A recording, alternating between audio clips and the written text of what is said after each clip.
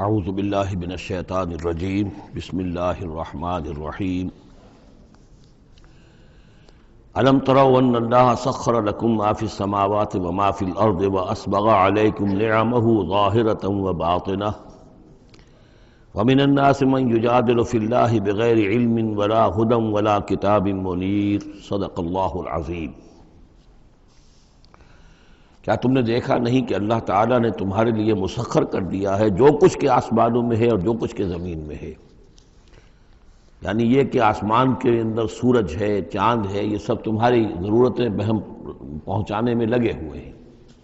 سورج کی تمازت ہے جس سے تمہاری فصلیں پکتی ہیں، اسی سے ہواؤں کا نظام چل رہا ہے، بارشوں کا برسنا، تو یہ سارا معلوم ہوتا ہے کہ تمہارے لیے یہ سب بستر بچھایا ہے اللہ نے اور ساری تمہاری ضرورتیں پوری کی ہیں۔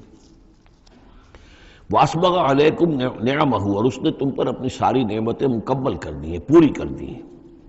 ظاہرۃ و باطنۃ، یہ نعمتیں ظاہری بھی ہیں، باطنی بھی ہیں، جو باہر سے نظر آتی ہیں، دکھتی ہیں، جن کو ہم استعمال کرتے ہیں۔ بہت سی نعمتیں وہ جن کا ہمیں احساس ہی نہیں ہے، ہمارے وجود کے اندر کیا کچھ اللہ تعالیٰ نے ودیت کیا ہوا ہے اس کا ہمیں پوری طرح احساس بھی نہیں۔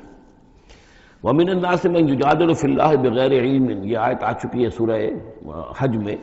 لوگوں میں سے کچھ ایسے بھی ہیں جو جھگڑتے ہیں اللہ کے معاملے میں، یا اللہ کے بارے میں، یا اللہ کی احکام کے بارے میں، اللہ کی آیات کے بارے میں، بغیر اس کے کہ بغیر علم کہ ان کے پاس کوئی علم ہو، ولا ہدن، نہ کوئی رہنمائی اور ہدایت ہے، ولا کتاب منیر، نہ کوئی روشن کتاب ہے۔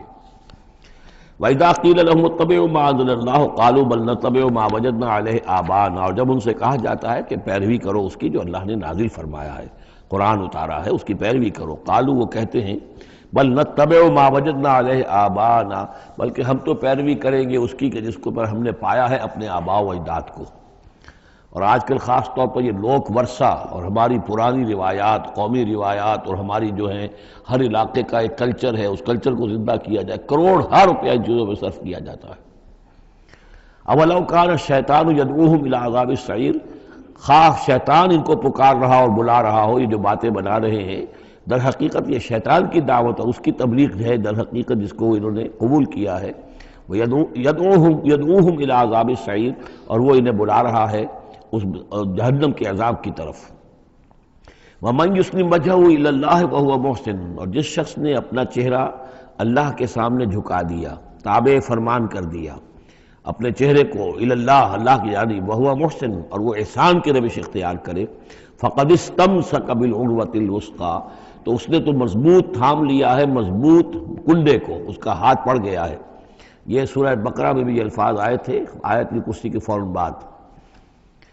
فَمَن يَكْفُرْ بِالطَّاغُوتِ وَيُؤْمِن بِاللَّهِ فَقَدِ اسْتَمْسَكَ بِالْعُرْوَةِ الْوُثْقَىٰ وَإِلَى اللَّهِ عَاقِبَةُ الْأُمُورِ، اور تمام معاملات کا انجام آخر کار اللہ ہی کے ہاتھ میں ہے، اللہ ہی تک اس کو لوٹا دیا جائے گا۔ وَمَن كَفَرَ فَلَا يَحْزُنكَ كُفْرُهُ، اور اے نبی جو کفر کر رہا ہے تو آپ اس کے کفر اور کفر کے لیے جو وہ بھاگ دوڑ کر رہا ہے اس سے آپ پریشان نہ ہو، دلگیر نہ ہو۔ الینا مرجعہم، میری طرف ان سب کو لوٹنا ہے، فننبئہم بما عملوا، ہم انہیں اچھی طرح بتا دیں گے، جتلا دیں گے جو کچھ کہ انہوں نے کیا تھا۔ ان اللہ علیم بذات الصدور، یقیناً اللہ تعالیٰ تو جو کچھ سینوں میں چھپا ہوا ہے اس سے بھی واقف ہے۔ نمتعہم قلیلا، ہم انہیں ذرا تھوڑی دیر کے لیے ساز و سامان دے رہے ہیں، دنیا کے اندر یہ مزے لے لیں، مزے لوٹ لیں۔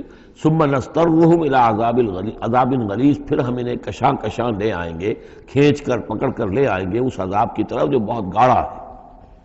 وَلَئِن سَأَلْتَهُم مَّن خَلَقَ السَّمَاوَاتِ وَالْأَرْضَ لَيَقُولُنَّ اللَّهُ، اور جب اگر آپ ان سے پوچھیں کس نے پیدا کیا آسمان اور زمین تو وہ کہیں گے اللہ نے۔ قُلِ الْحَمْدُلِلَّهِ، کہیے الحمدللہ، ساری حمد بھی پھر اسی کی ہے۔ بل اکثرہم لا یعلمون، لیکن یہ کہ ان کی اکثریت علم نہیں رکھتی۔ للہ ما فی السماوات والارض، آسمان اور زمین میں جو کچھ ہے وہ اللہ کے لیے ہے، اللہ ہی کا ہے، اللہ کی ملکیت ہے، یہ لام تملیک ہے، اللہ کی ملکیت ہے ہر وہ شے جو بھی کچھ ہے آسمانوں میں اور زمین میں۔ ان اللہ هو الغنی الحمید، یقیناً وہ غنی ہے، اسے کوئی احتیاج نہیں، اور حمید ہے، بڑی خوبیوں والا ہے، اپنی ذات میں ستودہ صفات ہے۔ وَلَوْ أَنَّ مَا فِي الْأَرْضِ مِنْ شَجَرَةٍ أَقْلَامٌ، اور اگر جتنے بھی زمین میں درخت ہیں وہ قلم بن جائیں، والبحر، اور سمندر جو ہے وہ سیاہی بن جائے، جیسے میں یہ مضمون سورہ کہف میں بھی آ چکا ہے۔ قل لو كان البحر مدادا لكلمات ربي ولنفد البحر قبل ان تنفد كلمات ربي ولو جئنا بمثله مددا، اگر پورا سمندر جو ہے میرے رب کے کلمات کو لکھنے کے لیے سیاہی بن جائے تو وہ سیاہی سمندر ختم ہو جائے گا، لیکن یہ کہ میرے رب کی کلمات ختم نہیں ہوں گے چاہے اتنا ہی سمندر اور لے آیا جائے۔ وہی مضمون یہاں بھی آ رہا، اور یہ بات نوٹ کی ہے، میں نے کئی مرتبہ آپ کو بتائی ہے کہ اہم مضامین قرآن مجید میں کم سے کم 2 جگہ ضرور ملتے ہیں۔ وَلَوْ، اب وہاں پر صرف سیاہی کا تذکرہ تھا، یہاں سیاہی کے ساتھ قلم۔ وَلَوْ أَنَّ مَا فِي الْأَرْضِ مِنْ شَجَرَةٍ أَقْلَامٌ، اگر جتنے بھی درخت زمین میں ہیں وہ سب کے سب قلم بن جائیں۔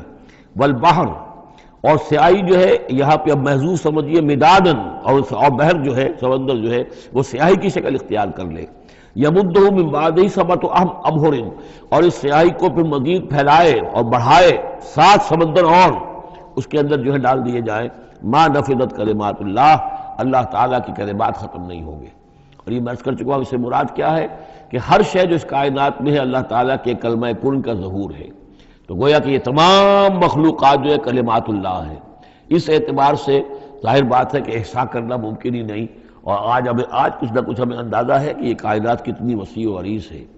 ابھی تک بڑی سے بڑی ٹیلیسکوپس ایجاد کرنے کے باوجود trillions and trillions and trillions of light years تک تو ہم نے دیکھ لیا ہے، لیکن کائنات کا سرا ابھی ہمیں نظر نہیں آیا کہ یہ شروع کہاں ہوتی ہے ختم کہاں ہوتی ہے۔ تو اس سے اندازہ کریں اللہ تعالیٰ کی خلاقی کا اور اس کی مخلوقات کتنی ہیں۔ تو وہ جتنے بھی کلمات کن ہیں، اگر ان کو لکھنے کے لیے تمام جو ہے زمین کے درخت وہ قلم بن جائیں اور تمام سمندر جو ہیں وہ سیاہی بن جائے اور 7 سمندر اور بھی اس میں ایڈ کر دیے جائیں، تب بھی یہ کہ اللہ کے کلمات ختم نہیں ہوں گے۔ ان اللہ عزیز الحکیم، یقیناً اللہ تعالیٰ زبردست ہے، حکمت والا۔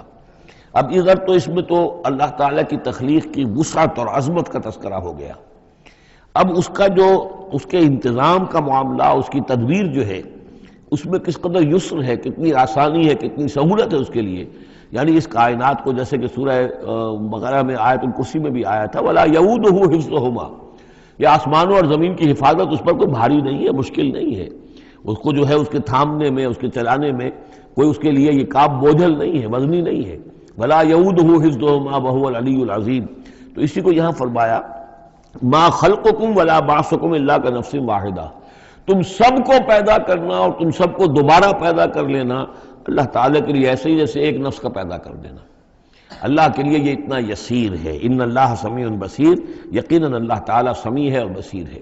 تو گویا کہ ایک ہے اللہ کی تخلیق کی وسعت و عظمت، وہ تو کلمات الہی، اور ایک ہے اللہ تعالیٰ پر یہ کتنا ہلکا ہے، اہون علیہ، یہ اس کے لیے بہت آسان ہے، یسر اور سہولت اللہ تعالیٰ اس کے انتظام کو اور اس کو جو لے کر چل رہا ہے وہ اس پر بھاری نہیں۔ الم تر ان اللہ یولج اللیل فی النہار، کیا تم دیکھتے نہیں کہ اللہ تعالیٰ رات کو پرو لاتا ہے دن میں، ویولج النہار فی اللیل، اور دن کو پرو لاتا ہے رات میں۔ اب یہ ایک تو اس کا مفہوم یہ ہو سکتا ہے کہ جیسے ایک ڈوری ہے اور اس ڈوری کے اندر اگر آپ نے دانے ڈالے ہوئے تسبیح میں، ایک سیاہ ہے ایک سفید ہے، ایک سیاہ ایک سفید ہے، تو سیاہ کے بعد سفید، سفید کے بعد سیاہ، یہ تو آتا چلا جائے گا۔ ایک یہ ہے کہ کبھی دن بڑھتا ہے اور رات گھٹتی ہے، گویا کہ دن جو ہے رات میں داخل ہو رہا ہے، کبھی رات بڑھنے لگتی ہے دن گھٹنے لگتا ہے، گویا کہ دن جو ہے وہ رات کو انکروچ کر رہا ہے، رات کے حصے کو گویا کہ اس نے قبضے میں کر لے لیا ہے۔ تو اس طریقے سے اللہ تعالیٰ پرو دیتا ہے رات کو دن میں، دن کو رات میں۔ وَسَخَّرَ الشَّمْسَ وَالْقَمَرَ، اور اس نے مسخر کر دیا ہے سورج کو اور چاند کو۔ كُلٌّ يَجْرِي إِلَىٰ أَجَلٍ مُّسَمًّى، یہ سب کے سب چل رہے ہیں ایک وقت معین تک کے لیے۔ وَأَنَّ اللَّهَ بِمَا تَعْمَلُونَ خَبِيرٌ، اور یقیناً اللہ تعالیٰ جو کچھ کہ تم کر رہے اس سے باخبر ہے۔ ذَلِكَ بِأَنَّ اللَّهَ هُوَ الْحَقُّ، یہ اس لیے کہ اللہ حق ہے۔ وَأَنَّ مَا يَدْعُونَ مِن دُونِهِ الْبَاطِلُ، اور یہ کہ جس کو یہ پکار رہے ہیں اللہ کے سوا وہ سب باطل ہیں، ان کی کوئی حقیقت ہی نہیں۔ باطل اس کو کہتے ہیں جو نظر تو آئے ہو نہ، کوئی حقیقت اس کی نہ ہو، جیسے سراب، پانی نظر آتا ہے لیکن پانی ہے نہیں۔ وَأَنَّ اللَّهَ هُوَ الْعَلِيُّ الْكَبِيرُ، اور یقیناً اللہ تعالیٰ ہی ہے سب سے بلند و بالا اور سب سے بڑا اور عظمت والا۔ أَلَمْ تَرَ أَنَّ الْفُلْكَ تَجْرِي فِي الْبَحْرِ بِنِعْمَتِ اللَّهِ لِيُرِيَكُم مِّنْ آيَاتِهِ، کیا تم دیکھتے نہیں کہ کشتیاں چلتی ہیں سمندر میں یا دریا میں اللہ کی نعمتوں کو لے کر؟ ظاہر بات ہے ٹرانسپورٹ جو ہوتی تھی پہلے بہت بڑی، وہ سمندروں میں کشتیوں سے، دریاؤں میں بھی۔ لِيُرِيَكُم مِّنْ آيَاتِهِ، تاکہ وہ تمہیں دکھائے اپنی آیات میں سے۔ ان فی ذلک لآیات لکل صبار شکور، یقیناً اس میں آیات ہیں، لیکن کس کے لیے؟ ان سب لوگوں کے لیے جو صبر کرنے والے ہیں، شکر کرنے والے ہیں۔ صبار یہ بھی مبالغے کا صیغہ ہے، فعال کے وزن پر، بہت صبر کرنے والا۔ شکور فعول کے وزن پر ہے، بہت زیادہ شکر کرنے والا۔ وَإِذَا غَشِيَهُم مَّوْجٌ كَالظُّلَلِ، اور جب یہ کبھی سمندر میں ہوتے ہیں اور ان کے اوپر ایک موج چڑھتی ہے اور ڈھانپ لیتی ہے انہیں جیسے کہ بادل ہو، ایسی موج آ رہی ہے کہ گویا کہ وہ تمہارے اوپر سے گزر جائے گی۔ دعوا اللہ مخلصین لہ الدین، تو وہ پکارنے لگتے ہیں اللہ کو اسی کے لیے اپنی اطاعت کو خالص کرتے ہوئے۔ فلما نجاہم من البر، اور جب اللہ انہیں نجات دے کر لے آتا ہے خشکی پر، فمنہم مقتصد، تو ان میں سے کچھ وہ لوگ ہیں کہ جو بیچ کی چال پر چلتے ہیں، یعنی یہ کہ اکثر و بیشتر جو ہیں وہ پھر شرک کی راہ اختیار کر لیتے ہیں۔ وما یجحد بآیاتنا الا کل ختار کفور، اور ہماری آیات کا انکار نہیں کرتے مگر وہی جو قول کے جھوٹے ہیں اور ناشکرے ہیں۔ یا ایھا الناس اتقوا ربکم واخشوا یوما، اے لوگو اپنے رب کا تقوی اختیار کرو اور ڈرو اس دن سے، لا یجزی والد عن ولدہ، جس دن کوئی والد اپنے بیٹے سے کسی شے کو دور نہیں کر سکے گا، بچا نہیں سکے گا کسی بھی چیز سے، ولا مولود هو جاز عن والدہ شیئا، اور نہ ہی بیٹا جو ہے وہ اپنے باپ سے کوئی شے دور کر سکے گا، کوئی کسی کے کام نہیں آئے گا، نہ باپ بیٹے کے نہ بیٹا باپ کے، تو باقی سارے رشتے جو ہیں وہ تو اس کے بعد ثانوی ہیں۔ ان وعد اللہ حق، یہاں وہ آیت بھی یاد آ گئی ہوگی آپ کو، یا بنی اسرائیل اذکروا نعمتی التی انعمت علیکم انی فضلتکم علی العالمین واتقوا یوما لا تجزی نفس عن نفس شیئا ولا یقبل منها شفاعۃ ولا یؤخذ منها عدل ولا هم ینصرون۔ یا ایھا الناس اتقوا ربکم واخشوا یوما لا یجزی والد عن ولدہ ولا مولود هو جاز عن والدہ شیئا ان وعد اللہ حق، اللہ کا وعدہ سچا ہے، شدنی ہے، اٹل ہے، ہو کر رہے گا، قیامت آ کر رہے گی، جزا و سزا ہو کر رہے گی۔ فلا تغرنکم الحیات الدنیا، تو دیکھو تمہیں نہ دھوکے میں ڈال دے یہ دنیا کی زندگی، تم اسی کے اوپر ریجھ جاؤ، اسی میں مگن ہو جاؤ، اسی میں گم ہو جاؤ، تو گویا کہ یہ تمہارے لیے پھر دھوکے کی ٹٹی بن گئی کہ اصل زندگی سے تمہیں جو ہے ذہناً جو ہے اس نے غافل کر دیا۔ ولا یغرنکم باللہ الغرور، اور دیکھنا وہ دھوکے باز تمہیں اللہ تعالیٰ کی شان غفاری کے حوالے سے دھوکہ نہ دے۔ یہ شیطان آ کر یہ بھی کہتا ہے کہ اللہ تو بڑا غفار ہے، تم نے کیا کیا، کچھ چھوٹے سے گناہ تھوڑے سے کیے، اللہ کی مغفرت تو بہت وسیع ہے، خامخواہ کاہے کو گھبراتے ہو، کاہے کو توبہ کرتے ہو۔ تو یہ جو ہے اللہ کی رحیمی، اللہ کی شان غفاری کا حوالے سے دھوکے میں دینا انسان کو۔ ولا یغرنکم باللہ الغرور ان اللہ عندہ علم الساعہ، اللہ ہی ہے کہ جس کے پاس ہے قیامت کا علم کہ قیامت کب آئے گی۔ ساعہ اور قیامہ، اس کے فرق کو ذہن میں رکھیے۔ گھڑی وہ معین گھڑی جب کہ زلزلہ ہوگا اور یہ اجرام سماویہ جو ہیں وہ ایک دوسرے سے ٹکرائیں گے اور پہاڑ جو ہے روئی کے گالوں، یہ ساعہ ہے جس میں کہ ہلاکت ہوگی دنیا کی آخری۔ اور پھر باعث بادل موت کے بعد جو دن آنا ہے وہ قیامہ ہے۔ قیام کہتے ہیں کھڑے ہونے کو، اس دن کھڑے ہوں گے لوگ اور حاضر ہوں گے اپنے رب کے حضور میں۔ تو عام طور پر ہم قیامت کا لفظ جب بولتے ہیں تو ساعت کی جگہ پر بولتے ہیں۔ قرآن کی جو پرٹیکولر اپنی ٹرمینالوجی ہے اس میں یہ ساعہ ہے، وہ گھڑی کہ جس میں ہلچل ہوگی اور یہ جو بھی کچھ ہونا ہے جس کا کہ نقشہ کھینچا گیا، القاریہ والقاریہ وما ادراک ما القاریہ، یہ ہے الساعہ۔ لیکن پھر جب باعث بعد الموت کے بعد جب کھڑے ہونا ہے قبروں سے نکل کر اللہ کے حضور میں، تو یہ ہوگا قیامہ، کھڑے ہونے کا دن۔ ان اللہ عندہ علم الساعہ، وہ ساعت کب آئے گی اس کا علم صرف اللہ کے پاس ہے۔ وَيُنَزِّلُ الْغَيْثَ، وہی بارش برساتا ہے۔ وَيَعْلَمُ مَا فِي الْأَرْحَامِ، وہ جانتا ہے جو کچھ کے رحموں میں ہے، ماں کے پیٹ میں کیا ہے وہ جانتا ہے۔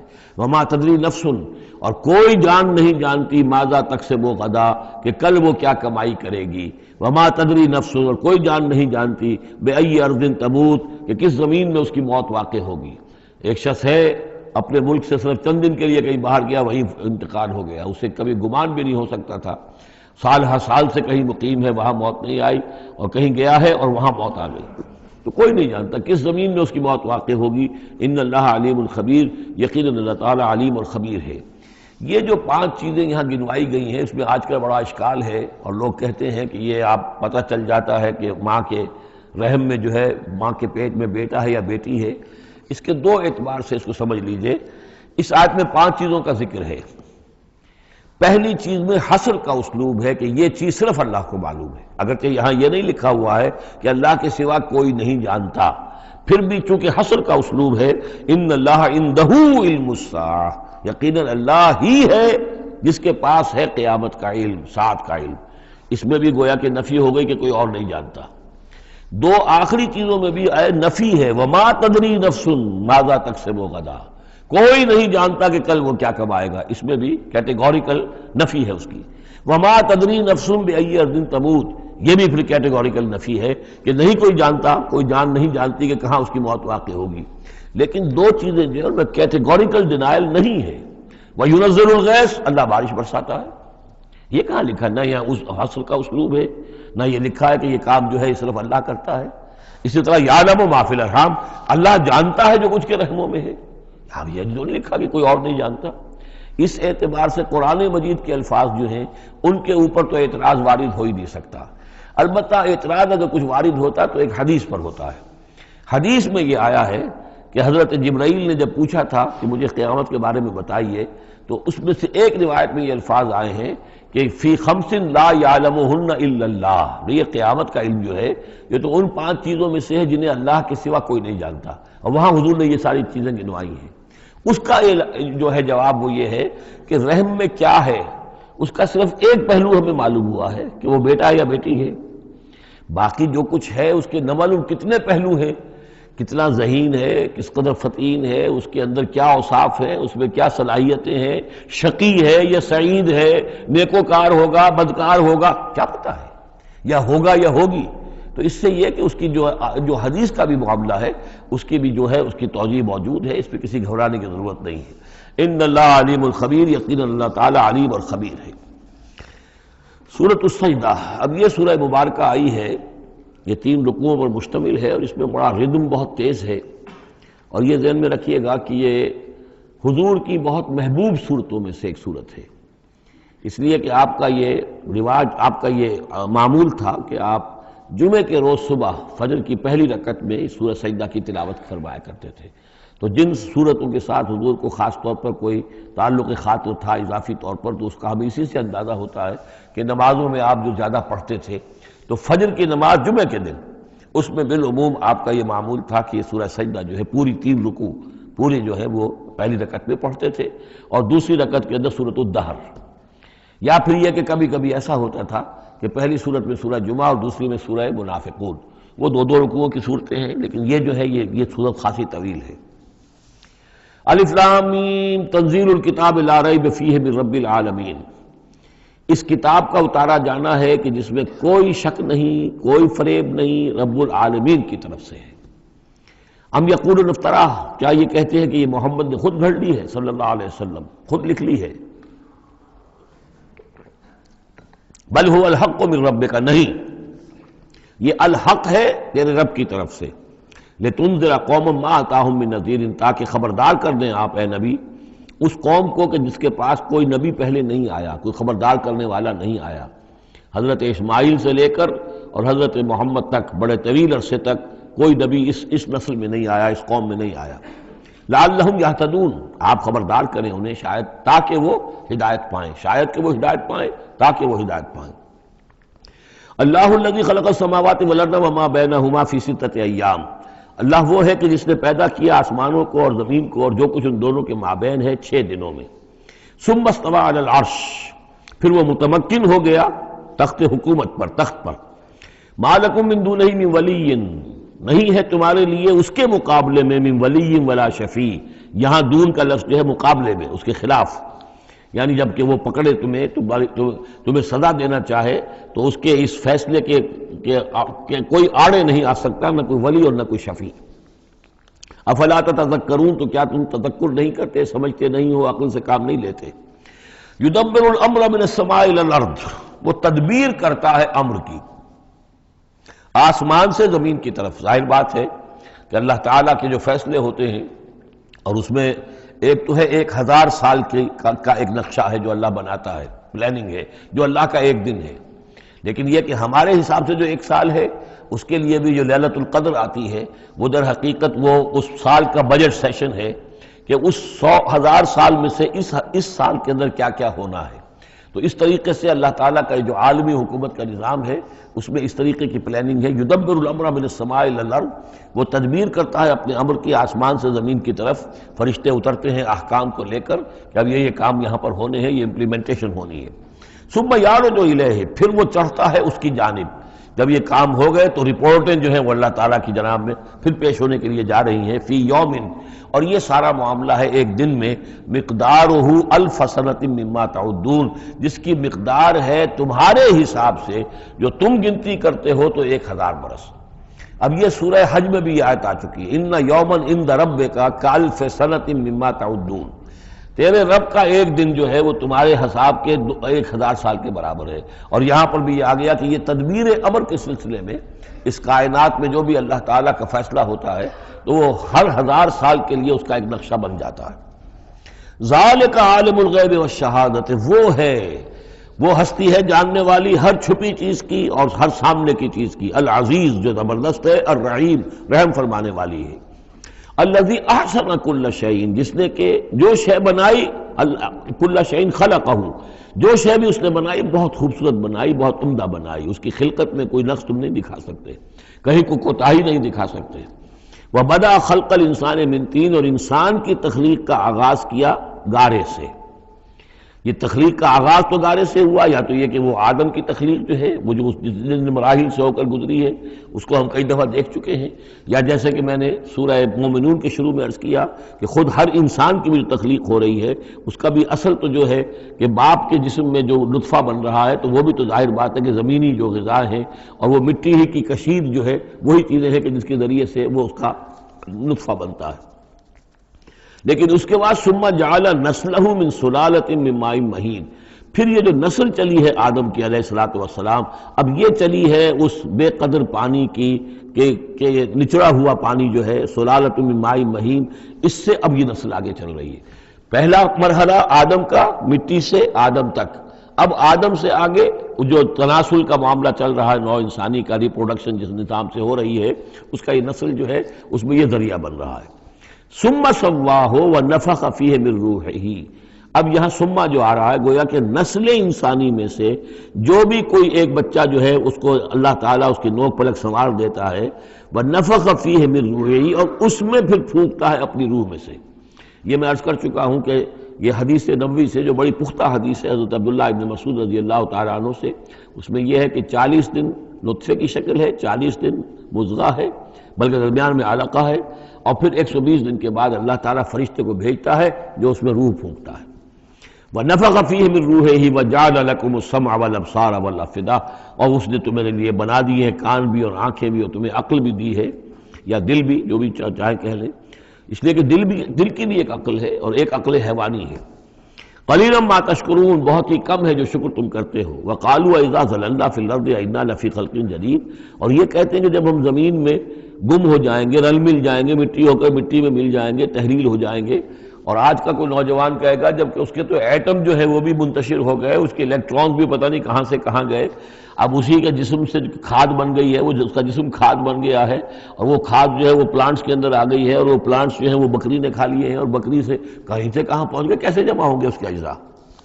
وَقَالُوا إِذَا ضَلَلْنَا فِي الْأَرْضِ، جب ہم زمین کے اندر گم ہو جائیں گے، کھوئے جائیں گے، أَإِنَّا لَفِي خَلْقٍ جَدِيدٍ، کیا پھر ہمیں ایک نئی تخلیق جو ہے عطا ہو جائے گی.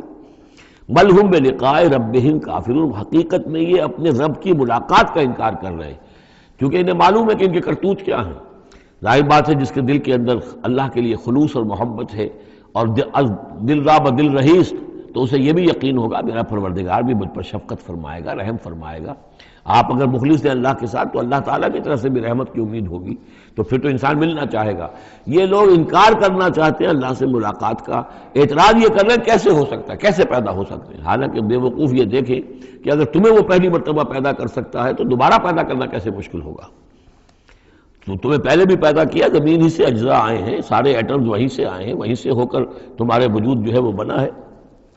قُلْ يَتَوَفَّاكُم مَلَكُ الْمَوْتِ الَّذِي وُكِّلَ بِكُم، کہہ دیجئے کہ تمہیں قبض کر لے گا وہ فرشتہ جو موت کا فرشتہ ہے، جو تم پر مقرر کر دیا گیا ہے. ثُمَّ إِلَىٰ رَبِّكُمْ تُرْجَعُونَ، پھر تم اپنے رب کی طرف لوٹا دیے جاؤ گے.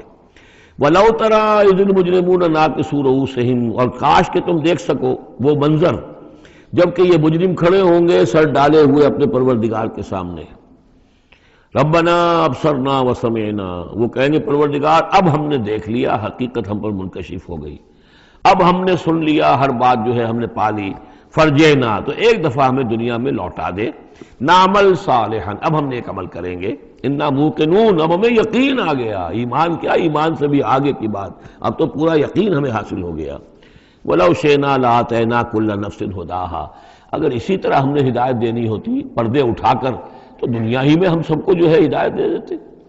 اب فائدہ جو ہے اب ایمان لانے کا کوئی فائدہ نہیں ہے، اب تو جزا کا وقت ہے، یہ اب وہ امتحان کا وقت ختم ہو چکا۔ وَلَوْ شِئْنَا لَآتَيْنَا كُلَّ نَفْسٍ هُدَاهَا وَلَكِنْ حَقَّ الْقَوْلُ مِنِّي، لیکن میری طرف سے تو یہ میرا فیصلہ جو ہے یہ ثابت ہو چکا ہے، پختہ ہے، صادر ہو چکا ہے، لَأَمْلَأَنَّ جَهَنَّمَ مِنَ الْجِنَّةِ وَالنَّاسِ أَجْمَعِينَ، کہ میں جہنم بھی تو میں نے بنائی ہے نا، آخر اس کے لیے بھی مجھے ایندھن چاہیے، تو اب تو یہ کہ تم لوگ اس کا ایندھن بنو گے، اب تو میں جنات اور انسان جو بھی تھے، جو باغی تھے ہمارے، اب ان کو اس جہنم کے اندر جھونک کر رہیں گے، فَذُوقُوا بِمَا نَسِيتُمْ لِقَاءَ يَوْمِكُمْ هَذَا، اب چکھو ذرا مزہ اس چیز کا جو تم نے آج کے دن کی ملاقات کا انکار کیا یا اسے نظر انداز کیے رکھا، انا نسیناکم، ہم نے بھی اب تمہیں نظر انداز کر دیا، اب ہم سے بات نہ کرو، لا تکلمون، اب ہم مجھ سے بات نہ کرو، وذوقوا عذاب الخلد بما کنتم تعملون، اور جو کچھ تم کرتے رہے اس کی پاداش میں اب ہمیشگی والا عذاب چکھو۔ انما یؤمن بآیاتنا الذین اذا ذکروا بها، میری ایمان رکھنے والے تو ہماری آیات پر وہ لوگ ہیں کہ جب انہیں ہماری آیات کے ذریعے سے تذکیر کی جاتی ہے، نصیحت کی جاتی ہے، انہیں سنائی جاتی ہے، خروا سجدا، وہ سجدے میں گر پڑتے ہیں، وہ سبحوا بحمد ربہم، اور وہ اپنے پروردگار کی حمد کے ساتھ تسبیح کرتے ہیں، وہم لا یستکبرون، اور وہ گھمنڈ نہیں کرتے، تکبر نہیں کرتے۔ یہ آیت سجدہ ہے۔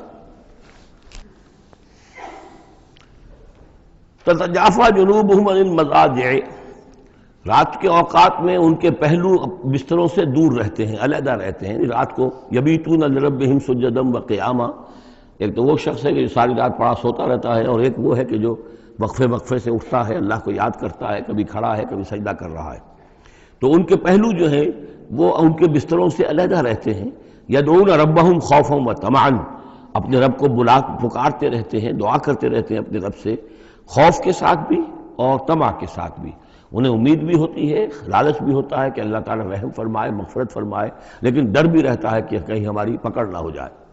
وَمِمَّا رَزَقْنَاهُمْ يُنْفِقُونَ، اور جو کچھ ہم نے انہیں دیا ہے اس میں سے پھر وہ خرچ کرتے ہیں ہماری رضا جوئی کے لیے۔ فَلَا تَعْلَمُ نَفْسٌ مَّا أُخْفِيَ لَهُم مِّن قُرَّةِ أَعْيُنٍ، تو کسی جان کو نہیں معلوم، کسی انسان کو نہیں معلوم کیا کچھ چھپایا گیا ہے ان کے لیے ان کی آنکھوں کی ٹھنڈک کے واسطے، یعنی جنت میں ہم نے کیا کچھ چھپایا ہوا ان کے لیے کوئی نہیں جانتا، فلا تعلم نفس، کوئی نہیں جانتا۔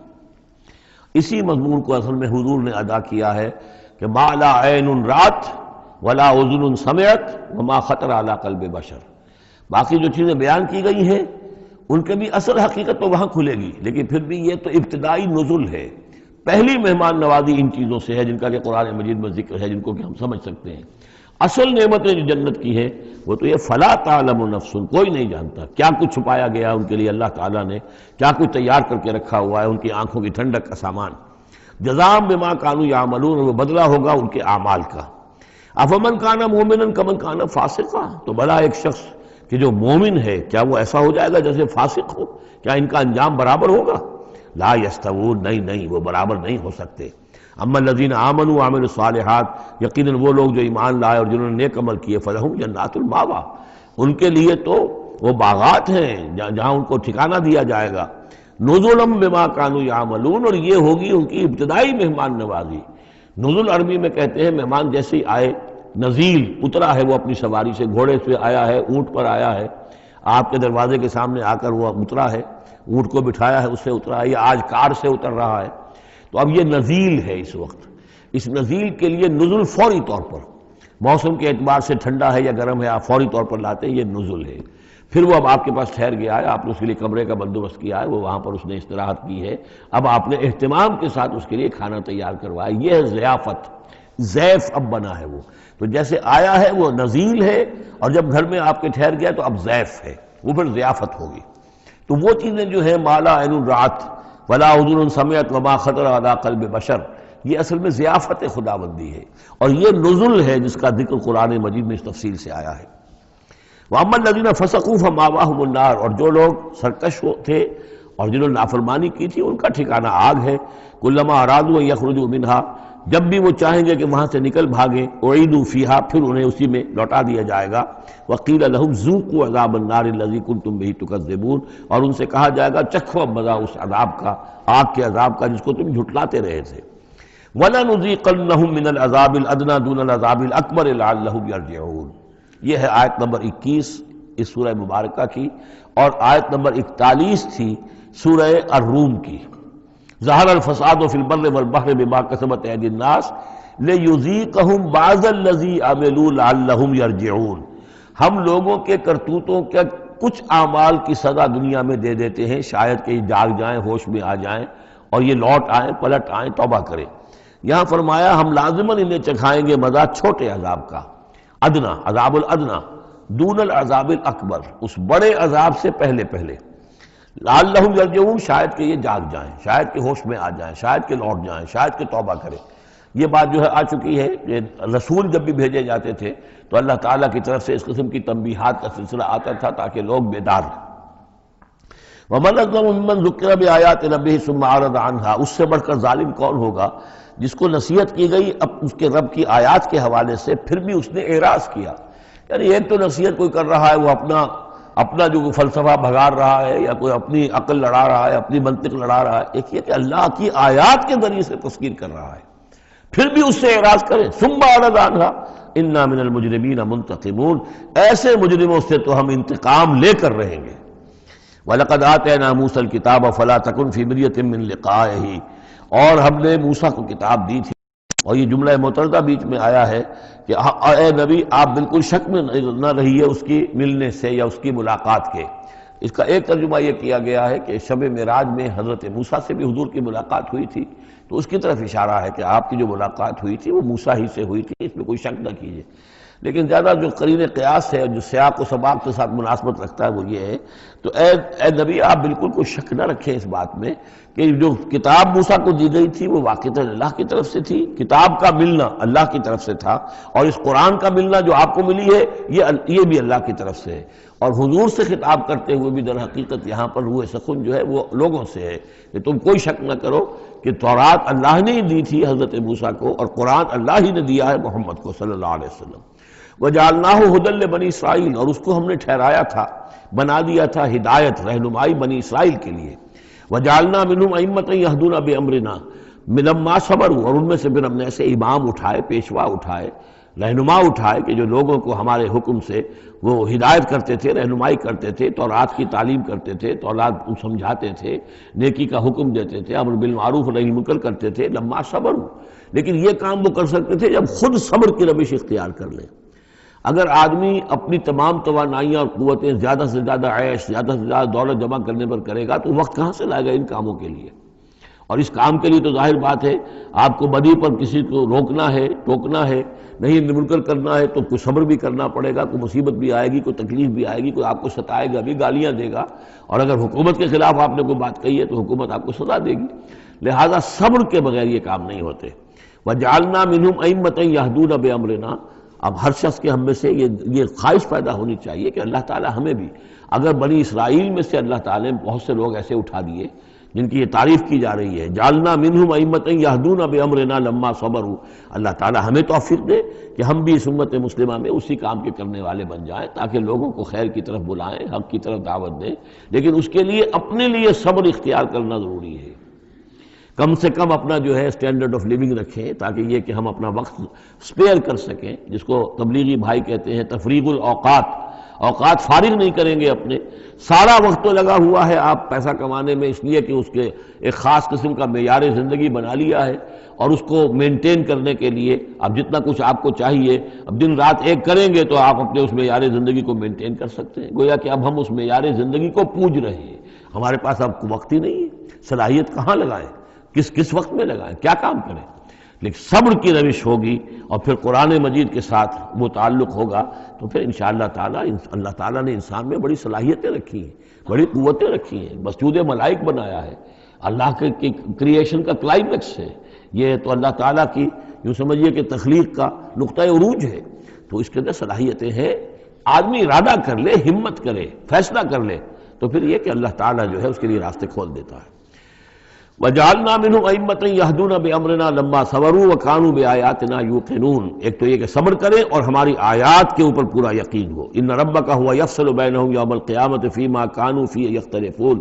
یقیناً آپ کا رب فیصلہ کرے گا ان کے مابین قیامت کے دن ان تمام چیزوں میں جن میں یہ اختلاف کر رہے تھے. اولم یہد لہم کما اہلکنا من قبلہم من القرون یمشون فی مساکنہم. کیا ان کے لیے یہ بات کافی نہیں ہوئی، ان کی رہنمائی کے لیے، ان کو سبق دکھانے کے لیے کہ ان سے پہلے ہم نے کتنی ہی بستیوں کو اور کتنی ہی نسلوں کو جو ہے ہلاک کیا ہے، کہ وہ جو پھرتے تھے اپنی انہی مساکن میں، اپنے شہروں میں، اور ایک مفہوم یہ کہ جن میں اب یہ پھر رہے ہیں، یہ جاتے ہیں اور سمود کی بستیوں کے پاس سے گزرتے ہیں. اور آج ہی بتایا گیا ہے کہ اخبار میں وہ خبر آئی ہے کہ کوئی برطانوی سیاست جو ہے وہ محققین، انہوں نے وہ ڈیڈ سی میں اس کے ساحل کے ساتھ ہی اور پانی کے نیچے وہ آثار موجود ہیں اس شہر کے کہ جس کی طرف حضرت لوط علیہ السلام کو بھیجا گیا تھا. تو خبر میں یہ ہے کہ قرآن اور تورات کی جو بات ہے اس کی تصدیق ہو گئی ہے، لیکن وہ بستی جو ہے میرا بھی پہلے بھی میرا گمان یہی تھا کہ وہ جو ہے اصل میں سمندر کے اندر آ چکی ہے، اور شاید اسی لیے ڈیڈ سی اس کا نام ہو کہ پورے شہر جو ہیں بڑے ہوئے وہ اس کے اندر دھنس گئے ہیں، اور گویا کہ سب کے سب اسی کے اندر جو ہے ان کی قبر بن گئی ہے، وہ پانی کی قبر کے اندر وہ دفن ہوئے ہیں. بہرحال یہ تمام چیزیں جو ہیں تم پھرتے ہو، آتے ہو، جاتے ہو، انہی لوگوں کے مساکن کے اندر تم پھر رہے ہو.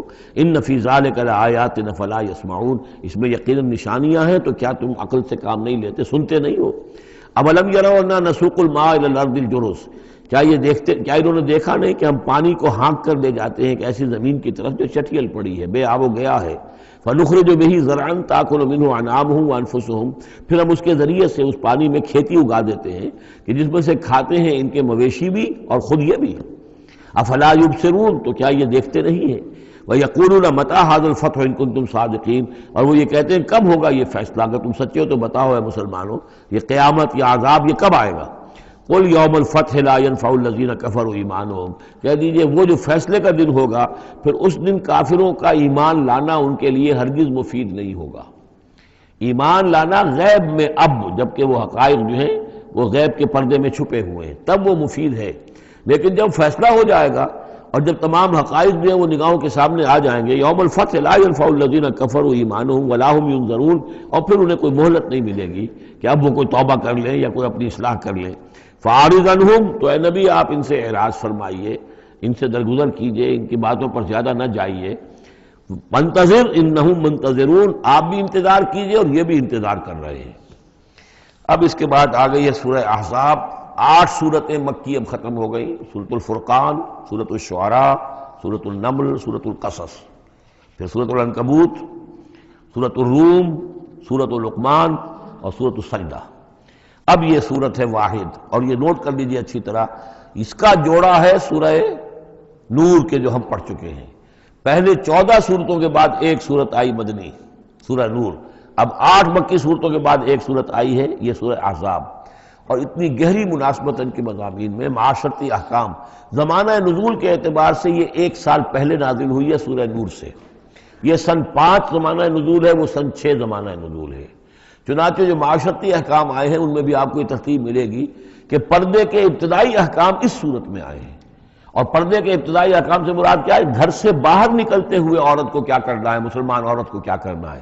گھر سے باہر کا پردہ کیا ہے، لیکن گھر کے اندر جو پردہ ہے، سطر ہے اس کا ذکر جو ہے وہ یہ سورہ نور کے اندر تھا جو ہم پڑھ چکے ہیں. اس کے محرم کون کون ہیں، گھر میں کون آ سکتا ہے. باقی سب جو ہے نامحرم. وہ گھروں میں ہمارا جو نظام بنا تھا کہ بیٹھک باہر ہوتی تھی، جو بھی مہمان آیا ہے، کوئی آیا باہر ٹھہرے گا، اندر نہیں جائے گا. باہر کا ایک مردانہ حصہ ہے مکان کا، پھر وہ ایک ڈیوڑی ہوتی تھی، ڈیوڑی میں سے اندر پھر زنانہ ہے. خواتین آئیں گی تو اندر جائیں گی، باقی مرد جو ہے وہ باہر ٹھہریں گے، اندر نہیں جائیں گے. ہمارے ہاں کی وہ مکس جو ہے وہ معاشرت نہیں تھی، مخلوط معاشرت نہیں تھی. تو اس میں یہ ہے کہ جو نامحرم ہے وہ وہاں رہیں گے، باہر بیٹھک میں بیٹھیں گے، اور جو محرم ہے وہ اندر جا سکتا ہے. اس جو گھر کی خاتون ہے، خاتون خانہ ہے، اس کا بھائی ہے، اس کا بھتیجا ہے، اس کا بھانجا ہے، اس کے والد ہیں، اس کا چچا ہے، وہ ہے، ٹھیک ہے، وہ محرم ہے، وہ گھر کے اندر جا سکتے ہیں. یہ سارے احکام اس میں دیے گئے. سورہ نور کا اور سورہ احزاب کا ایک فرق یہ ہے کہ سورہ احزاب میں اگرچہ جنگ کے معاملے میں کچھ تذکرہ تو ہے، لیکن کسی جنگ کا وہاں پر ذکر موجود نہیں ہے۔ خلافت قائم کرنے کا معاملہ ہے، وہ آیا ہے کہ خلافت اب قائم ہوگی، لیکن خلافت کے قیام کے لیے جو اصل ٹرننگ پوائنٹ تھا وہ جنگ احزاب تھی، غزوہ احزاب، اس کا ذکر جو ہے وہ سورہ احزاب میں ہے۔ تو اس طریقے سے یہ دونوں صورتیں باہم بہت ہی ایک دوسرے سے مشابہ ہیں، اور جیسا کہ میں نے عرض کیا تھا آیت نمبر 35 وہاں کی عظیم ترین آیت ہے۔ اللہ نور السماوات والارض مثل نورہ کمشکاۃ فیہا مصباح المصباح فی زجاجہ، یہ جو آیت ہے پوری وہ عظیم ترین آیت ہے ایمان کی حقیقت پر۔ اور ٹھیک 35ویں آیت اس صورت کے اندر ہے کہ جب وہ ایمان حقیقی دل میں پیدا ہو جاتا ہے تو انسان کی شخصیت میں کیا اوصاف پیدا ہوتے ہیں۔ وہ 10 اوصاف مردوں اور عورتوں کے ذمہ میں دوہرا کر آئے ہیں، وہ اس سورہ مبارکہ میں نمبر 35 آیت وہی ہے۔ اس میں ایک خاص بات نوٹ کیجئے کہ اگرچہ اس کے جو 2 رکوع ہیں، دوسرا اور تیسرا، وہ ایک ہے اپنے مضمون میں، اور اس کے اندر غزوہ احزاب کا تذکرہ ہے۔ پہلا رکوع جو ہے وہ پھر چوتھے کے ساتھ جا کر ملے گا، جیسے کہ ہم نے دیکھا تھا سورہ توبہ کے اندر بھی کہ پہلا رکوع پھر چوتھے کے ساتھ جا کر ملتا تھا، اس کے مضامین جو ہے اس کے ساتھ ملتے تھے۔ درمیان میں جو ہے 2 رکوع آ گئے تھے کہ جو 1 سال پہلے نازل ہوئے، جو کہ یعنی فتح مکہ سے پہلے نازل ہوئے، لیکن اس کے بعد وہ جو نازل ہوئے ہیں سن 9 کے اندر، اس کے اندر جو ہے وہ پہلا رکوع کی 6 آیات اور اس کے بعد پھر چوتھا اور 5واں رکوع ہے۔ بالکل وہی آپ کو ترتیب یہاں ملے گی، اس لیے کہ قرآن کا اسلوب یہ ہے کہ خاص جو موضوع ہوتا ہے کسی صورت کا، اس سے متعلق آیات کو پہلے نکال کر رکھ دیتے ہیں۔ جیسے سورہ انفال میں بھی ہم نے دیکھا یسألونک عن الانفال قل الانفال للہ والرسول، اگرچہ وہاں پھر بات کو چھوڑ دیا گیا، پھر جا کر وہ صورت کے وسط میں مضمون آ رہا ہے۔ اس میں ایک خاص جو مضمون آیا ہے وہ یہ ہے کہ حضور صلی اللہ علیہ وسلم نے جو شادی کی حضرت زینب سے رضی اللہ تعالی عنہ، حالانکہ حضرت زینب جو ہے اس سے پہلے حضور ہی کی فرمائش پر ان کی شادی کی گئی تھی حضرت زید ابن حارثہ سے۔ زید ابن حارثہ رضی اللہ تعالی عنہ حضور کے غلام تھے، اور حضور نے انہیں آزاد کر کے اپنا بیٹا بنا لیا تھا، تو محبت بہت تھی حضور کو حضرت زید ابن حارثہ سے۔ لیکن یہ ہے کہ ایک تو منہ بولا بیٹے کی کا قرآن میں نفی آ گئی کہ منہ بولے بیٹے کی کوئی حیثیت نہیں ہے، اسلام میں اس کی کوئی قانونی اور شریعت کے اندر اس کا کوئی مقام نہیں۔ بیٹا تو وہی ہے کہ جو آپ کے صلب سے ہے۔ دوسرے یہ کہ اب منہ بولے بیٹے کی بیوی جب حضرت زید نے طلاق دی تو آیا منہ بولے بیٹے کی بیوی سے کوئی شخص جو ہے وہ نکاح کر سکتا ہے؟ کیا وہ محرمات عبدیہ میں سے ہے؟ تو عرب میں رواج یہ تھا کہ چونکہ وہ منہ بولے بیٹے کو بھی سمجھتے تھے کہ جیسے اصلی بیٹا ہے، تو جیسے یہ کہ جو سلبی بیٹا ہے اس کی بیوی سے اگر اس نے طلاق دے دی ہو یا فرض کیجئے بیٹا فوت ہو گیا ہو، تب بھی یہ ہے کہ اس کی جو بیوی ہے بیوہ ہے یا مطلقہ ہے اس سے وہ شخص شادی نہیں کر سکتا، شوہر جو فوت ہو گیا ہے یا جس نے طلاق دی اس کا باپ۔ تو یہاں پر اس پہ بڑا طوفان اٹھا، بلکہ یہ کہ حضور کو خود اندیشہ تھا۔ حضور نے ایک طرح سے کہہ کے بہت کہہ سن کر حضرت زینب کو آمادہ کیا تھا کہ وہ شادی کر لیں۔ زینب جو ہے رضی اللہ تعالیٰ عنہ اونچے گھرانے کی، بنو ہاشم کی خاندان سے تعلق رکھنے والی، اور حضرت جو زید ابن حارثہ تھے ان پر غلامی کا داغ لگ چکا تھا۔ تو عرب کی ایک خاص جو ہے ان کے ہاں ایک سوچ تھی، ان کا ایک مزاج تھا، ان کی روایات تھیں، لیکن بہرحال حضرت زینب نے حضور کی فرمائش پر وہ نکاح کر لیا، لیکن یہ کہ ان میں نباہ نہیں ہو سکا۔ حضرت زینب انہیں ذہناً قبول نہیں کر سکی کہ یہ میرے برابر کا ہے یا میری اس کی حیثیت جو ہے وہ واقعی ایسی ہے، یعنی شوہر کو جس طرح آنکھوں پر بٹھانا چاہیے، شوہر سے جس طریقے سے اس کا ادب ہونا چاہیے وہ نہیں کر سکی حضرت زینب۔ لہذا حضرت زید ابن حارثہ جو ہے متواتر کہتے رہتے تھے کہ حضور ہمارا معاملہ ٹھیک نہیں چل رہا ہے، مجھے اجازت دیجیے کہ میں ان کو طلاق دے دوں۔ حضور روکتے تھے کہ ایک تو میں نے اس کو کہہ سن کر شادی کروائی، وہ تو اس کے لیے آمادہ بھی نہیں تھی، نہ گھر والے آمادہ تھے، لیکن میرے کہنے سے شادی کر لی انہوں نے۔ اب یہ طلاق دیں گے تو طلاق کا داغ لگے گا ان کے اوپر اور صدمہ ہوگا، تو حضور روکتے رہے۔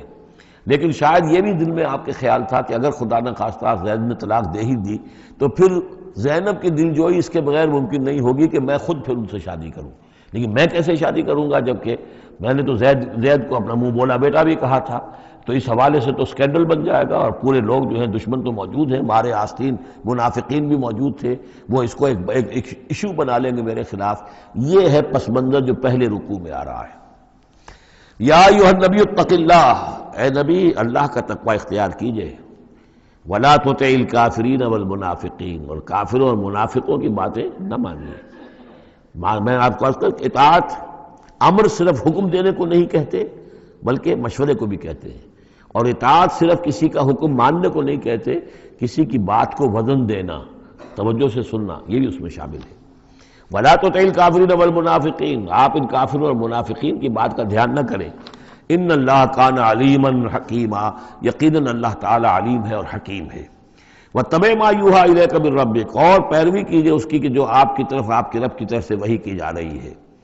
ان اللہ کان بما تعملون خبیرا، اور جو کچھ تم کرتے ہو اللہ اس سے واقف ہے۔ وتوکل علی اللہ، اور اللہ پر توکل کیجئے۔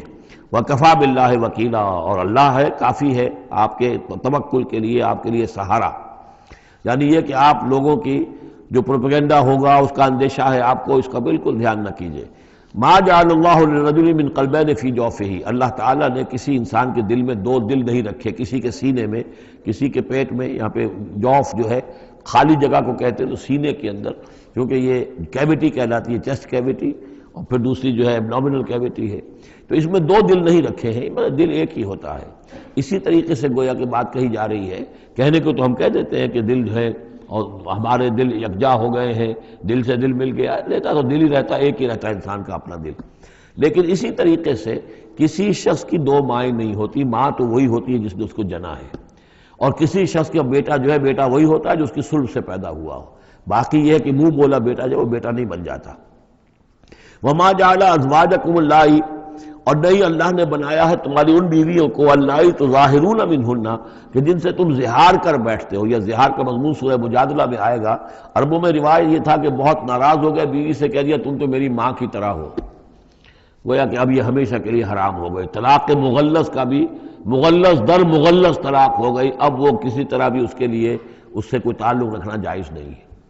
تو یہ زہار جو ہے ماں بنا دیا، کہہ دیا کہ ماں بن گئی تو گویا کہ ماں بن گئی، لیکن اللہ تعالیٰ کے ہاں وہ ماں نہیں بنتی، ماں تو وہی ہے، جیسا کہ فرمایا وما جعل ازواجکم اللہ تظاہرون منہ امہاتہم، جن سے تم زہار کر بیٹھتے ہو، جنہیں تم یہ کہتے ہو کہ تم میری ماں کے مانند یا ماں کی پیٹھ کے مانند ہو میرے لیے، تو وہ اللہ تمہاری مائیں نہیں بن جاتی۔ وما جعل ادعیاکم ابناءکم، نہ تمہارے منہ بولو بیٹوں کو اللہ تعالیٰ نے بیٹا بنایا ہے۔ ذالکم قولکم بافواہکم، یہ تو تمہاری منہ کی باتیں ہیں، منہ سے تم نے وہ جملہ کہہ دیا، تم تو میری ماں کی مانند ہو یا ماں کی پیٹھ کے مانند ہو، اور اسی طریقے سے کہہ دیا تم میرے بیٹے ہو، بیٹا تو وہی ہوگا۔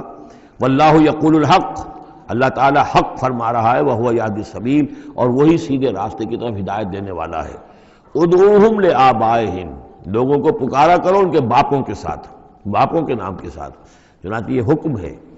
اگر آپ نے کسی کو لے لیا ہے، کوئی اپنے بھتیجے کو، بھانجے کو، آپ کے ہاں اولاد نہیں ہے، تو بہت سے مسائل آ جاتے ہیں، لوگ کہتے ہیں کہ میں اپنا نام لکھوا دوں اس کے باپ کی جگہ تاکہ اس کو پتہ نہ چلے، چھوٹے سے بچے کو لے آئے تو اب وہ کیا کہے گا کہ یہ میرے اصل والدین نہیں ہیں، میرے والدین تو وہ تھے، بڑا ہو کر معلوم ہوگا۔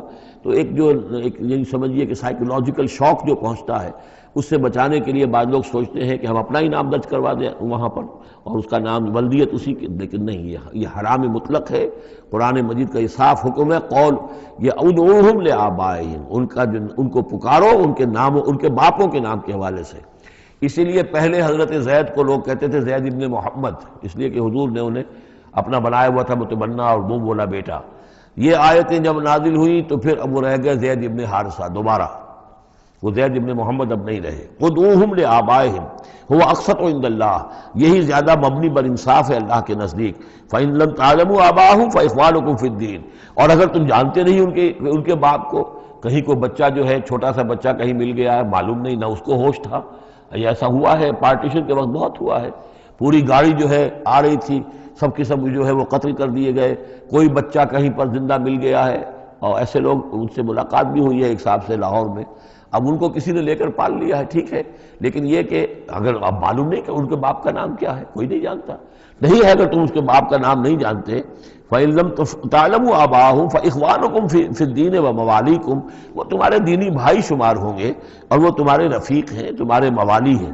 وَلَيْسَ عَلَيْكُمْ جُنَاحٌ فِيمَا أَخْطَأْتُمْ بِهِ، لیکن جو کچھ تم سے اب تک کوئی غلطی ہو گئی ہے یا غلطی ہو جائے تو اللہ تعالیٰ تمہیں پکڑے گا نہیں۔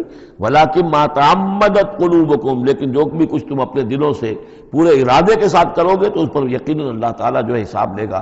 وَكَانَ اللَّهُ غَفُورًا رَحِيمًا، اور یقیناً اللہ غفور الرحیم ہے، بخشنے والا اور مہربان۔ النبی اولیٰ بالمؤمنین من انفسہم، یقیناً نبی جو ہے اہل ایمان کے لیے ان کی اپنی جانوں سے زیادہ محبوب ہونا چاہیے، زیادہ جو ہے حقدار ہے کہ وہ اپنی جانوں سے زیادہ حضور کی جان کی فکر کریں، حضور کی جان سے محبت رکھیں۔ وَأَزْوَاجُهُ أُمَّهَاتُهُمْ، اس میں یہ ہے کہ یہاں پر یوں سمجھیے کہ گویا کہ محذوف یہ ہے کہ وَهُوَ أَبٌّ لَهُمْ، یعنی حضور جو ہے، رسول جو ہے وہ ان کے لیے بمنزلہ باپ ہے۔ اس کے لیے ایک حدیث بھی موجود ہے کہ میرا مقام تم سب کے والد کی حیثیت سے، جیسے کہ فرمایا گیا ازواجہ امہاتہم، ابھی آ رہا ہے کہ اس کی جو بیویاں ہیں نبی کی وہ تمام مسلمانوں کی مائیں ہیں۔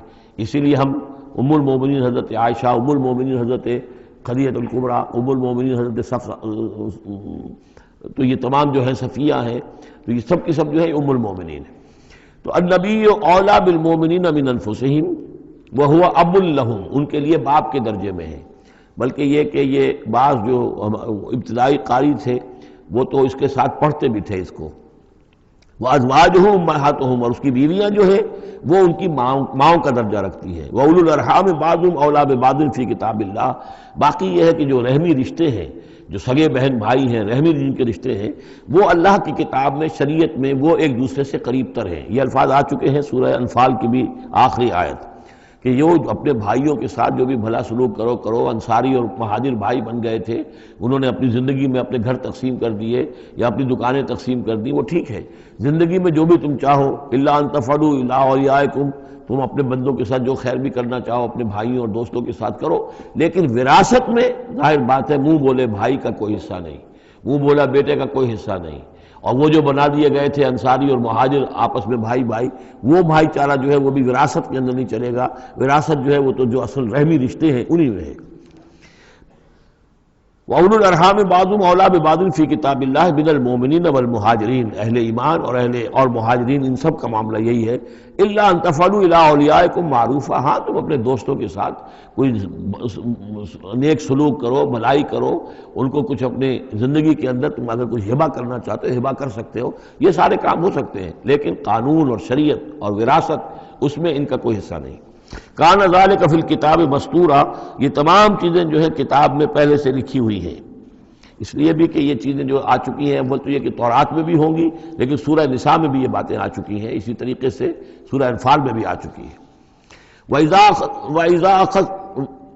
وَإِذْ أَخَذْنَا مِنَ النَّبِيِّينَ مِيثَاقَهُمْ، اور ذرا یاد کرو جب کہ ہم نے لیا تھا انبیاء سے ایک میثاق۔ یہ آل عمران میں ہم پڑھ چکے ہیں، 81 اور 82 نمبر 81 82 آیات ہیں یہ، اس میں ہم نے میثاق لیا تھا، میثاق النبیین، وَمِنْکَ وَمِن نوح، آپ سے بھی لیا تھا اور نوح سے بھی لیا تھا، وَإِبْرَاهِيمَ وَمُوسَىٰ وَعِیسَىٰ ابْنَ مریم، اور ابراہیم سے اور موسیٰ سے اور عیسیٰ ابن مریم سے، وَأَخَذْنَا مِنْهُمْ مِيثَاقًا غَلِيظًا، اور ان سب سے ہم نے بڑا گاڑا قول و قرار لیا تھا، میثاق لیا تھا۔ یہ ذکر ہو چکا ہے سورہ آل عمران میں۔ اور یہاں بھی نوٹ کیجئے، اگر ہم یہ نہ مانیں کہ یہ ارواح کا معاملہ ایک علیحدہ وجود ہے اور یہ پہلے پیدا کر دیے گئے تھے، تو میثاق کب لیا گیا؟ ان سب کو کیسے جمع کیا گیا؟ وہ تو ایک میثاق الست جو ہے تمام ارواح سے لیا گیا، الست بربکم، پھر ان میں سے جو وہ تھے جنہیں نبوت ملنے والی تھی، روح محمدی بھی موجود تھی اور روح ابراہیم بھی تھی، روح عیسیٰ بھی تھی، یہ ساری ارواح تھی، ان سے پھر ایک ایڈیشنل جو میثاق لیا گیا۔ وہ ظاہر بات ہے کہ جب تک کہ آپ روحانی وجود کا علیحدہ سے ہونا اس کو تسلیم نہیں کرتے تو قرآن مجید کے یہ سارے مضامین جو ہیں پھر کہیں گے استعارہ ہے، تو استعارہ رہ جائے گا، پھر کوئی حقیقت ثابت نہیں رہے گی۔ لِيَسْأَلَ الصَّادِقِينَ عَنْ صِدْقِهِمْ، تاکہ اللہ تعالیٰ پوچھ لے سچوں سے ان کے سچ کے بارے میں، اور گویا کہ آگے محذوف ہے وَالْكَاذِبِينَ مِنْ كِذْبِهِمْ، اور جو جھوٹے ہیں ان سے ان کے جھوٹ کے بارے میں سوال کر لے، تاکہ اللہ تعالیٰ پوری طرح پوچھ گچھ کر لے سچوں سے ان کے سچ کے بارے میں۔ وَعَدَّ لِلْكَافِرِينَ عَذَابًا أَلِيمًا، اور یقیناً اس نے کافروں کے لیے ایک بہت دردناک عذاب تیار کیا ہوا ہے۔ یہ پہلا رکوع یہاں پر ختم ہو گیا، یہ 8 آیات کا ہے۔ اس کے بعد اب یہ مضمون چلے گا 2 رکوعوں کے بعد چل کر، دوسرے تیسرے کے بعد چوتھے رکوع کے ساتھ۔ ابھی یہ صرف اس کی تمہید ہے کہ اے نبی آپ ان کافروں کا اور منافقین کا کوئی سکینڈل بن جائے گا، کوئی یہ ہو جائے گا، کوئی وہ ہو جائے گا، اس کو اپنے ذہن سے بالکل نکال دیجئے، جو اللہ کا حکم ہے اس کے اوپر عمل کیجئے۔ آپ کے لیے وہ نکاح کرنے میں قطعاً کوئی قباحت نہیں ہے، اور اللہ تعالیٰ نے تو گویا کہ آپ کو حکم دے دیا، اس لیے کہ وہ آ جائے گا کہ ہم نے تو وہ شادی آپ کی کر دی ہے، ہمارے حکم سے یہ حضرت زینب کے ساتھ آپ کا نکاح جو ہے طے پا چکا ہے۔ اس کے بعد 2 رکوع جو ہے ان میں ذکر ہو رہا ہے غزوہ احزاب کا۔ ہمارے پاس چند منٹ ہیں تو غزوہ احزاب کا جو تاریخی پس منظر ہے وہ میں بیان کر دیتا ہوں، باقی اس سے آگے ہم پڑھیں گے انشاءاللہ تعالی کل۔ یہ غزوہ ہوا ہے سن 5 میں، اور اس کے لیے جو ہے بڑا اہتمام ہوا ہے۔ سب سے پہلے تو یہ کہ بنو نذیر جو نکال دیے گئے تھے مدینے سے اور وہ پھر جا کر خیبر وغیرہ میں آباد ہو گئے تھے، اب انہیں مدینے کی یاد آتی تھی، انہیں ستاتی تھی یاد مدینے کی، وہ واپس آنا چاہتے تھے، وہ چاہتے تھے کہ مسلمانوں سے انتقام لے۔ تو انہوں نے پھر یہ ہے، اور اس میں خاص طور پر وہ ابو عامر راہب جس کا تذکرہ ہم پڑھ چکے ہیں سورہ توبہ کے اندر، انہوں نے جو ہے بڑی محنت کر کے ایک طرف قریش کو آمادہ کیا کہ وہ حملہ کریں، دوسری طرف یہ ہے کہ جو نجد کے قبائل تھے غطفان وغیرہ ان کو آمادہ کیا۔ تو یہ ایک گویا سمجھیے کہ متحدہ محاذ بن کر ایک گرینڈ آرمی جو ہے وہ آئی، 12,000 کی فوج، جو عرب میں یوں سمجھیے کہ یہ کوئی انہونی سی بات تھی کہ کوئی اتنی بھی قوت، وہ شمال سے بھی آئے، جنوب سے بھی آئے، اور مغرب سے بھی آئے، مشرق سے بھی آئے۔ اس کا نقشہ تو بعد میں جب ہم پڑھیں گے تو کھل جائے گا۔ اب انہوں نے آ کر گھیر لیا مدینے کو، محاصرہ کر کے پڑ گئے، اتنی بڑی فوج۔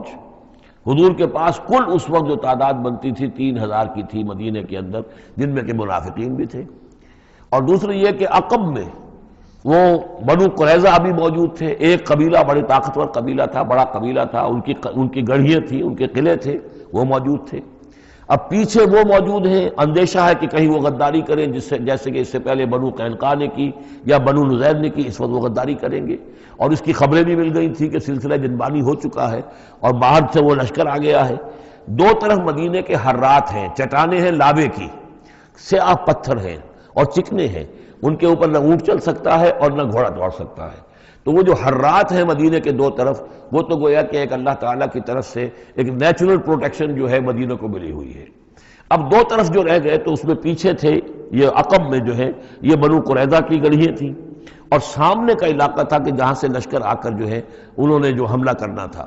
تو پھر حضرت سلمان فارسی کے مشورے پر جب یہ مشورہ کیا حضور نے کہ اب اس طرح کیا کیا جائے، اتنا بڑی فوج آ گئی ہے، تو انہوں نے پھر بتایا کہ ہمارے ہاں یہ ایران میں یہ رواج ہے کہ جب اس طرح کی سچویشن ہو تو کھلے میدان میں جا کر لڑنے کی بجائے ہم خندق کھود لیتے ہیں، تاکہ اس خندق کے اندر سے ہو کر پھر یہ ہے کہ جو بھی چھلانگ مار کے آئے گا خندق میں سے اس کو عبور کر کے آئے گا تو ان کے ساتھ مقابلہ کرنا آسان ہے، ایک ایک کر کے آئیں گے، 10 آئیں گے، ایک دم پورا لشکر جو ہے دوڑ کر جو ہے کیولری ان کی جو ہے گھوڑے دوڑا کر تو نہیں آ سکتے۔ تو اس حوالے سے پھر خندق کھودی گئی، بہت ہی یعنی رصد کم تھا، فاقے لوگوں کو ہو رہے تھے، 2 3 دن کے کھانے کو کچھ نہیں ملا، سردی شدید تھی۔ اس موسم میں پھر طے ہوا کہ خندق کھودو، تو مسلمان خندق بھی کھود رہے تھے، اور اسی دوران یہ خبر بھی مل گئی کہ بنو قریظہ بھی بغاوت پر اور بدعہدی پر آمادہ ہیں۔ یعنی ہر اعتبار سے یہ سمجھ لیجئے کہ اللہ تعالیٰ نے اہل ایمان کے صبر اور امتحان کے لیے ایک بہت ہی سخت خوفناک صورت پیدا کر دی۔ اگرچہ اس کے بعد ہوا کیا، اس میں یہ ہے کہ ایک حضرت نعیم تھے ابو مسعود الاشجعی، نعیم بن ابن مسعود اشجعی، انہوں نے ایک بڑی تدبیر کی، حضور سے آ کر اجازت بھی دی، اشجعی قبیلے کے تھے، وہ باہر کے تھے، مدینے کے نہیں تھے، کہ حضور اگر آپ مجھے اجازت دیں تو میں ان کے مابین کچھ آپس میں بد اعتمادی پیدا کر دوں۔ بنو قریظہ کے پاس گئے کہ دیکھو تم یہاں رہتے ہو، یہ تو باہر سے آئے ہیں، فرض کریں چلیے آپ یہ سمجھتے ہیں کہ وہ جیت جائیں گے اور محمد اور ان کے ساتھیوں کو تم ختم کر دو گے، لیکن یہ بھی سوچو کہ اگر برعکس ہو گیا 10%، 20%، 30% کوئی امکان ہے کہ نہیں، تو تم کیا کرو گے؟ تمہیں تو یہاں رہنا ہے، پھر محمد کے ساتھ پھر تمہارا معاملہ ہوگا، اور ہو سکتا ہے کہ وہ چھوڑ کر چلے جائیں، پھر تو تم ایسے کرو کہ ان سے مانگو کہ کچھ لوگ ہاسٹیجز تمہیں دیں اپنے، تاکہ ان کو یقین یہ رہے، تمہیں یقین رہے کہ وہ اپنے وعدے سے پھریں گے نہیں، جو بھی وعدہ انہوں نے کیا ہے تمہارے ساتھ مدد کرنے کا، اور تمہارا جو اندر سے تم مسلمانوں پر حملہ کرو گے تو جو کچھ بھی ان کے وعدے وہ پورے کریں گے۔ انہوں نے کہا بات تو ٹھیک ہے، یہ نعیم جو کہہ رہا ہے یہ بات صحیح ہے۔ تو انہوں نے وہ مطالبہ کیا ان سے، قریش سے، اور وہ جو لشکر باہر پڑے ہوئے تھے 12,000 کے، کہ آپ اپنے کچھ آدمی ہمارے پاس بھیجیے تاکہ ہمیں اعتماد رہے، ہمارے پاس وہ رہیں گے ہاسٹیجز کی حیثیت سے، کہ ہمیں یقین رہے کہ آپ اپنی بات پوری کریں گے۔ ادھر سے جا کے ان سے کہا کہ وہ تم ان کے اوپر کیسے اعتماد کر رہے ہو، وہ تو تمہارے اوپر اعتماد ہی نہیں کرتے، تم سے آدمی مانگ رہے ہیں۔ اور اس طریقے سے ان کے مابین جو ہے وہ ایک فرکشن پیدا کر دی، بد اعتمادی پیدا کر دی۔ ایک تو یہ ایک تدبیر ہوئی، دوسرے یہ کہ سب سارے امتحان پورا ہو گیا اور دودھ کا دودھ پانی کا پانی جدا ہو گیا، اہل ایمان بھی ثابت ہو گئے، ثابت قدم یہ لوگ ہیں، اور منافقین کا بھی جو خب سے باطن تھا ان کی زبانوں پر آ گیا، اور معلوم ہو گیا کہ ان کے دلوں کے اندر نفاق ہے۔ پھر اللہ تعالیٰ نے ایک تیز آندھی بھیجی، وہ آندھی ایسی آئی، جھکڑ ایسا آیا کہ وہ لشکر جو تھا اس کے خیمے اڑ گئے، جہاں دیگیں چڑھی ہوئی تھی چولہوں کے اوپر آگ لگ گئی اور اس سے ایک افراتفری پیدا ہوئی جس کے نتیجے میں وہ لشکر انہوں نے اپنا وہاں سے کیمپ اٹھایا اور چلے گئے. باقاعدہ کوئی بڑی لڑائی کی کوئی شکل پیدا ہی نہیں ہوئی، لیکن اللہ نے بس امتحان جو ہے ایک شریر مسلمانوں کا لے لیا. اب اس کے بارے میں انشاءاللہ تعالی کل ہم اس کا مطالعہ کریں گے. بارک اللہ لی و لکم فی القرآن العظیم ونفعنی وإیاکم بالآیات والذکر الحکیم.